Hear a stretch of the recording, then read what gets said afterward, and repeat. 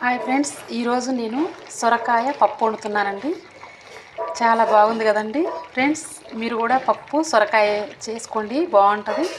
First పప్పు ఉడకబెట్టి కొద్దిసేపు ఉడికినాక సొరకాయ ముక్కలు సన్నగా కోసి అందులో వేయాలండి. కొద్దిసేపు ఉడికినాక పప్పు అంతా ఉడికినాక తాలింపు వేసుకుంటే సూపర్ ఉంటుందండి. పప్పు సొరకాయ సూపర్ ఉంటుందండి. అలాగే మనం ఇతరులకి సాయం చేయాలండి. ఇతరులకి సాయం చేస్తేనే మనకి పుణ్యం వస్తుంది. పుల్లలు పెడితే ఎప్పటికైనా పాపం వస్తుంది. కాబట్టి లేని వాళ్ళకి సాయం చేయండి. ఏదో అన్నమో ఏదో డబ్బులో ఏదో ఒకటి ఇచ్చి సాయం చేయండి లేని వాళ్ళకి. మనం లేని వాళ్ళకి పుణ్యం చేస్తే మనకు పుణ్యం వస్తుందండి. పాపం చేస్తే మనకు పాపం వస్తుందండి. అంతేగాండి. మీకు కూడా తెలుసండి. కాకపోతే నాకు ఎందుకు ఆగట్లేదు, చెప్దామనిపించింది, నాకు చెప్పాలనిపిస్తుంది, చెప్తున్నాను. ఏమనుకోకండి ఫ్రెండ్స్.